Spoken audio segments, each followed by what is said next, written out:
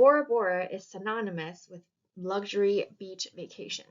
So while I'm not really a beach person myself, I recently had the opportunity to visit Bora Bora thanks to the generous free stopover program from Alaska Airlines Mileage Program.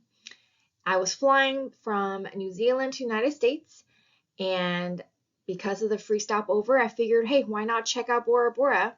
I wouldn't go out of my way to only go to Bora Bora on a flight. And so I figured, why not check that off my bucket list if it was a free stopover anyway? And Bora Bora is known to be quite expensive as well, thanks to the various different high-end luxury resorts that are available. And thanks to miles and points, I was able to redeem some free night certificates to try to offset the cost. And so I really wanted to be able to use miles and points to reduce the cost as much as possible, to be as close as free as possible. So here was my experience trying to have a free, but it ended up being not so free stay at the Conrad Bora Bora, and I'll explain what happened. Thanks to the American Express Hilton Aspire credit card's free night certificates, I was able to redeem for 2 free nights at the Conrad Bora Bora to offset the nightly cost. Upon check-in, guests are assigned an island host who's the person that they're going to communicate with throughout the stay. The island host can help with booking excursions, restaurants, etc. One nice touch is that upon check-in, the island host provides you with a cold towel and a welcome drink. The cold towel was especially helpful given that it was quite hot and humid, even in early December. Guests are also provided an optional tour of the resort grounds, and it's kind of a nice touch because you get to ride in a golf cart with your island host as you go to the various areas throughout the resort, and the resort is quite large. And you can even ask them to show you different rooms that are empty should you be interested in potentially upgrading to a different room than what you had booked. The check-in process took place at the Upa Upa Bar and Lounge, which serves Japanese food, and I'll tell you a little bit more about this lounge later. It's kind of a nice area too because the floor of the lounge is glass, so you can see through it into the water and see some fish floating and swimming around right beneath your feet. I accepted the offer for the complimentary resort grounds tour. And so here is a view of the resort from the spa. The spa of the resort is in an elevated area on one side of the resort grounds, and it offers you a nice view down into the main area of the resort with all the different overwater bungalows. And in this photo, you can see the main check-in area is where that boat is docked. There are more than 10 different room types within the resort. The lowest level is the Lagoon View Suite. Above that is the Garden View Villa. And even within the category of Garden View Villa, there are 3 different types. And then there's the Beach Pool Villa, and the highest levels are the Overwater Bungalow Villas. And within the Overwater Villa category, there are also several additional subcategories to pick from as well, ranging from just the regular one to a deluxe to sunset to the highest one, which is the presidential overwater bungalow villa. Like I mentioned, the Lagoon View Suites are the lowest level of category for rooms at this Hilton resort.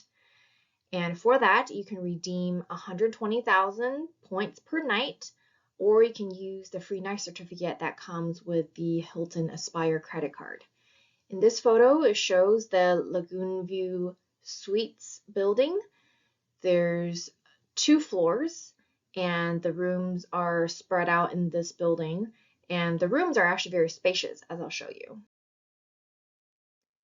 When you walk into the Lagoon View Suite, you first encounter a minibar area, and then the living room that then leads to the bedroom and a ginormous bathroom, as I'll show you.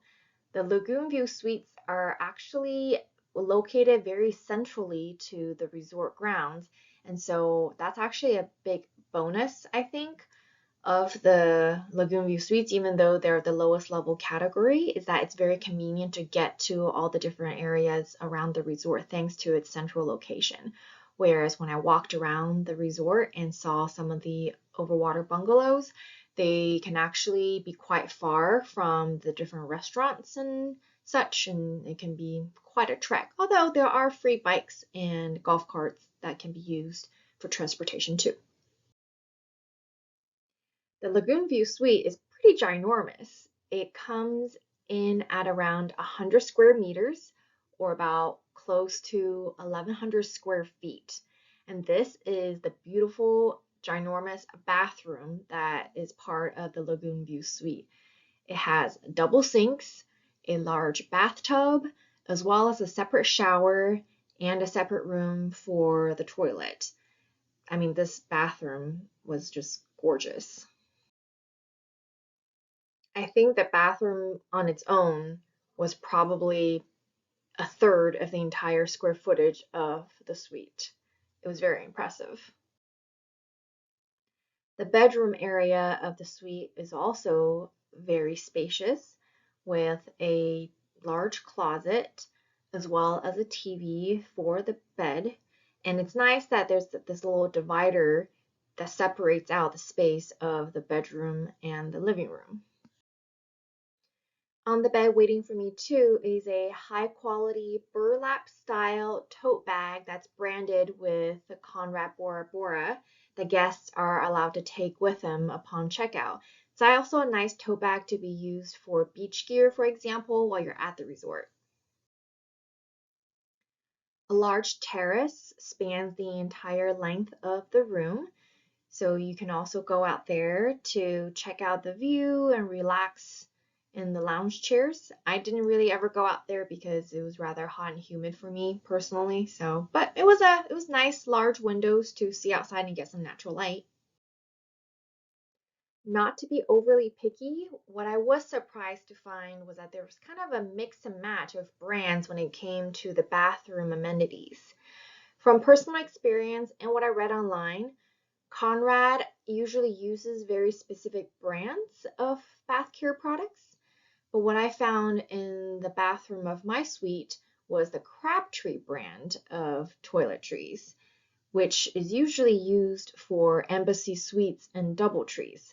And not only that, there were two different brands of bath products in the bathroom of my suite. There was a Crabtree brand and then this other brand called Byredo, which is a luxury Swedish perfume company that has some nice toiletries, but why is there one product that's one brand and then the rest are Crabtree? Why wouldn't there at least be consistency across the board when it came to the brand of toiletries offered? So I thought that was rather strange and inconsistent for Conrad as a brand.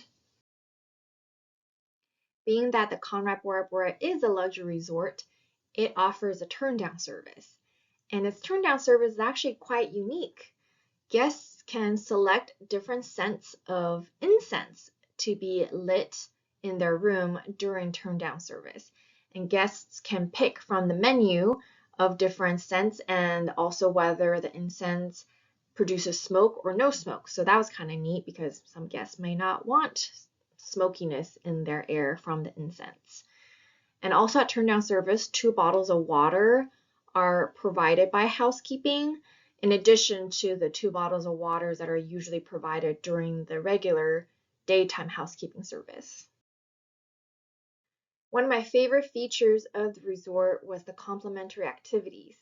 These activities are included as part of the resort fee, but thanks to Hilton's policy of not charging point redemption nights or free night certificate redemption nights with resort fees, they were just completely complimentary. So these activities included snorkeling gear that could be rented for free, stand-up paddle boards, kayaks, and daily cultural activities. There are different types of cultural activities on each day, and the resort provides a calendar of these events for guests to take advantage of. I will say that most of these events that I participated in had very low attendance. Some of them did require signing up in advance, but I found that to be very easy to do. There was never a time where it was already fully booked that I couldn't sign up. And like I said, even when I did do some of the activities, there were very few other resort participants. One of my favorite activities that I did that was complimentary was the outrigger initiation. I thought, given that it was a free activity, that it would just involve standing on the beach and kind of watching some of the staff members do some sort of outrigger ceremony. However, what it ended up actually being, to my surprise, was that I was able to ride and row the outrigger with a staff member all around the resort. And that was my first time in an outrigger. And thankfully, the staff member was a pro at rowing because I don't think I helped much at all, in spite of my best efforts.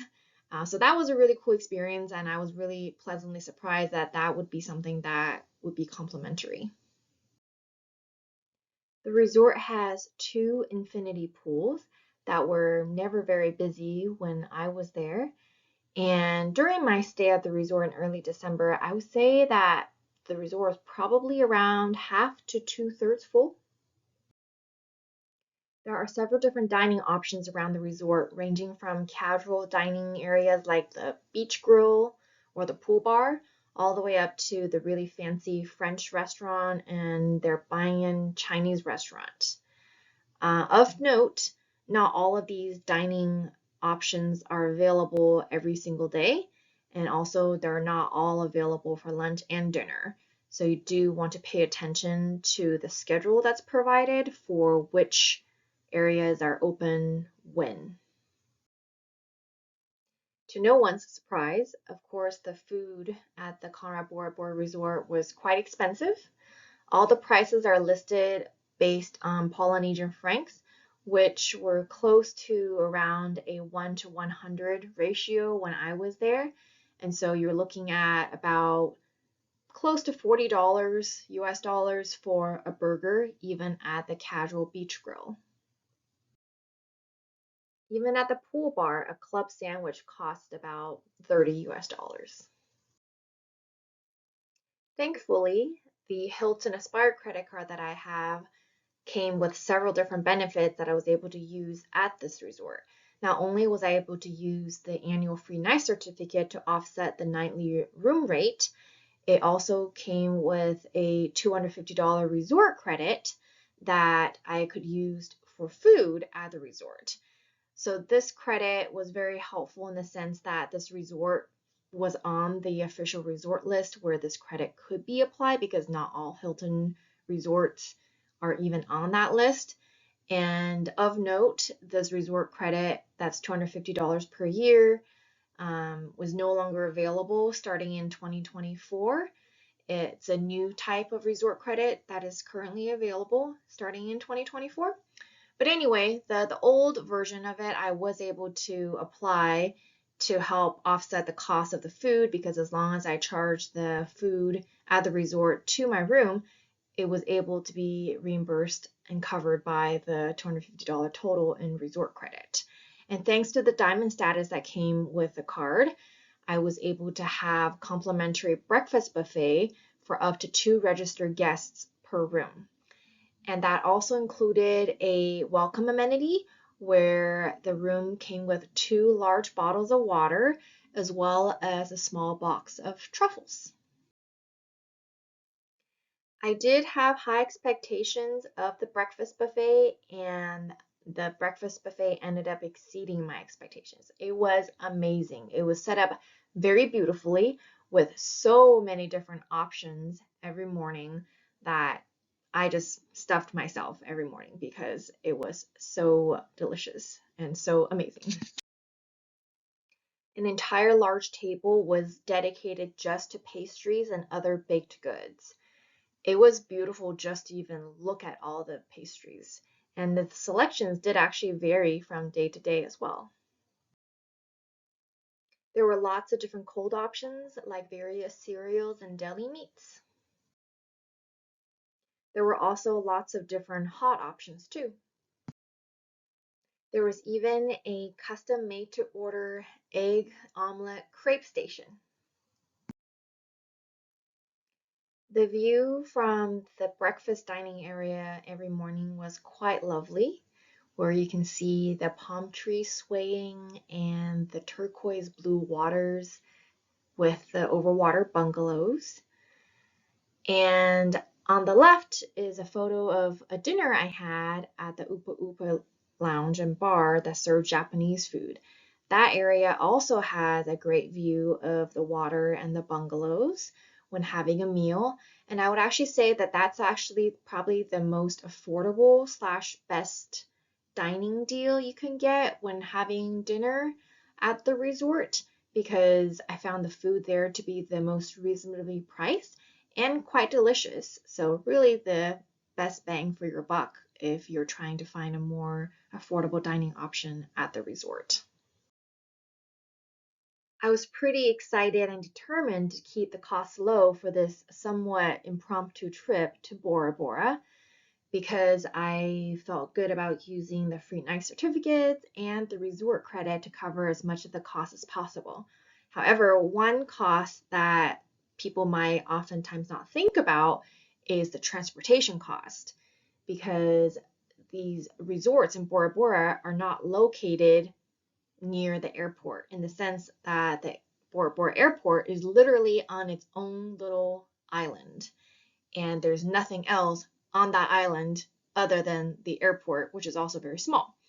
And so as soon as you land at the Bora Bora airport, you have to take either the boat provided by the airlines slash the airport, or you have to take a boat offered by your resort to transport you from the airport island to your actual resort. So the main options of transportation are private boat, direct shuttle boat, or a scheduled shuttle boat. And so private boat would definitely be the most expensive because you kind of have to arrange that yourself, but potentially I've read that you can find better deals by arranging a private boat potentially. For the direct shuttle boat, that's arranged through your resort typically, and for the Conrad Bora Bora, that was about $150 per person round trip. You can take the scheduled shuttle boat from the airport to the main island of Bora Bora, and then take another boat from the main island of Bora Bora to your resort. And so the scheduled shuttle boat for the Conrad Bora Bora, for example, is $90 per person round trip. So the boat, to make it hopefully less confusing, so the boat from the airport island to the main island of Bora Bora is free. That's just part of the airport transportation system. But once you're on the main island, you still have to take a separate boat to your resort, and that's where you have to most likely pay in order to take a boat to your actual resort. And honestly, for the Conrad Bora Bora, when I was looking at the schedule of boat times that was available, it was not very convenient, in my opinion, to try to take the scheduled shuttle boat. And so I did end up just paying and booking in advance the direct shuttle boat so that I can go directly from the airport island to the Conrad Bora Bora Resort Island. And thankfully, I did actually charge that boat fee to my room as well, and so my $250 resort credit was actually able to cover part of it. If I had paid cash for the most basic room, which is the Lagoon View Suite, it would have been around $1,100 or so per night in cash. But thankfully, I was able to cover that with my free night certificate. Here's the total cost of my 2-night Bora Bora visit. So 2 nights in Lagoon View Suites would have been about $2,226 US. That was covered using the free night certificates. For the meals, thankfully the breakfast was included due to the diamond status that came with the Hilton Aspire credit card. For lunch and dinner, I ended up spending about $200 total, and I was able to cover all of that using the resort credit from the Aspire credit card as well. Transportation to and from the airport ended up being about $300 for 2 adults for those boat rides that I mentioned. And lastly, there also has to be the flight from the main Tahiti International Airport to Bora Bora. And there's not really any way to use miles for that.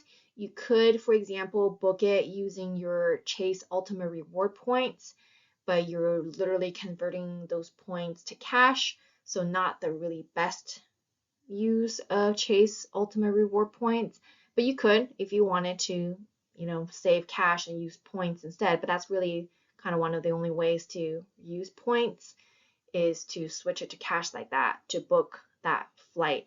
And basically there's almost a monopoly, although I did see, I think, one or two other small little regional airlines that can make that trip. So that flight, even though it's only, I think, less than an hour of a flight each way from the Tahiti International Airport to Bora Bora, it still was over $300 per person round trip. My overall impression of Conrad Bora Bora was fairly positive. I really enjoy the large and beautiful villas and suites that were available. The different staff members I interacted with were all very friendly. There was a wide array of complimentary activities that guests can enjoy. Some of the activities were better than others. The breakfast buffet was excellent, and I wish I could have that breakfast buffet every day. And there was also some really neat complimentary entertainment. For example, there were some dancers that danced during dinner time at the Upa Upa bar that guests can watch and enjoy without any additional charge. There were also some fire dancers on one of the nights, so that was pretty cool. A few areas for improvement, in my opinion, for the Conrad Bora Bora is the quality of the bath amenities. I know that's a very small and minor point, but I still thought it was kind of weird that there were multiple different brands that were being offered in the bathroom of my suite. For a hotel or a resort of this caliber, I thought it would have been more professional to have consistent branding of the bath amenities. At times, it did felt a little bit like the island hosts were kind of pressuring me to book the more expensive dining experiences. They weren't overly pushy, but I felt a slight pressure from that, but it was fairly easy for me to just decline that offer. I was very disappointed that I couldn't receive a complimentary upgrade for my room, even though I saw that there were plenty of rooms that were available. However, despite my multiple attempts, they were only offering paid upgrades and not any complimentary upgrades. And I think the other area for improvement, which is not necessarily surprising, is just the expensiveness of the food. And honestly, the food was pretty decent, but not extraordinary outside of the breakfast. And so I really didn't feel like the taste of the food justified the cost, other than the fact that it is kind of a remote island area. And so I can understand that, importing the food and ingredients can be rather expensive. So that's probably why it's expensive. But I just want to let you know to maybe not expect to be wowed by the cuisine other than the breakfast buffet, which I really thoroughly enjoyed. While I wanted this trip to be as close to being free as possible, I ended up spending about $800, mostly just due to the flight that's needed to connect from the international airport in Tahiti to the local Bora Bora airport. And that was really unavoidable, and that's something people might not be thinking about when they're planning this trip, especially if they're trying to use miles and points to minimize the costs like I was doing here. But overall, though, I don't think, $800 of spending was too much to ask for this kind of a once in a lifetime experience potentially. And thanks to the fact that my travel partner and I both having the Hilton Aspire credit card, we actually had a total of $500 in resort credit that could be used to cover the meals and the private, or not private, but the boat transfer that was directly from the airport to the resort round trip. And that was because at checkout, I asked if I could split the room charges onto the two different credit cards in order to utilize the two different $250 resort credits, and that was not a problem at all, per the front desk staff. And so, yeah, I was able to fully use up the resort credits from the credit cards by the end of the year to cover even more of the trip cost. Thank you so much for watching. I hope this is helpful to you for whenever you might be planning your Conrad Bora Bora or other Bora Bora vacation. Have a great rest of your day.